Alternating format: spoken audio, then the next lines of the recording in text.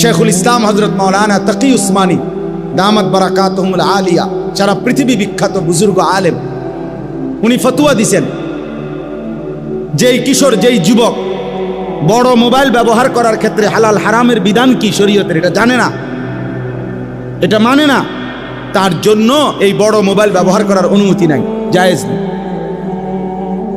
এটার প্রয়োজন আছে, এটার দ্বারা বড় মোবাইল দ্বারা অনেক কাজ আছে, বর্তমান পৃথিবীর অনেক কিছু করতে হয়, ঠিক আছে, কিন্তু প্রয়োজনের মধ্যে সীমাবদ্ধতা। বুঝেন নাই আমার কথাটা?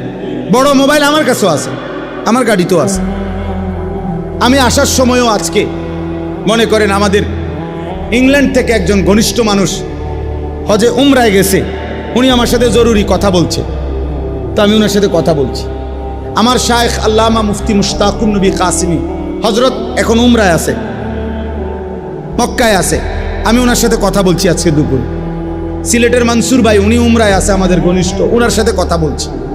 তো অনেক কিছু হোয়াটসঅ্যাপে পাঠায় যেগুলো দেখতে হয় মাদ্রাসার থেকে, যে হুজুর এই কাগজটা, এই পোস্টারটা, এই হিসাবটা, কারণ আমি সারাক্ষণ বাইরে বাইরে থাকি।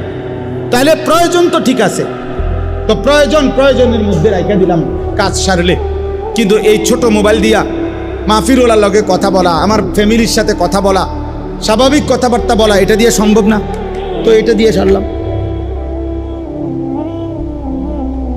এটারে 24 ঘন্টা বড় মোবাইল এটা সাথে রাখতে হবে, এটা তো আমার শান্তি দিবে না রে ভাই।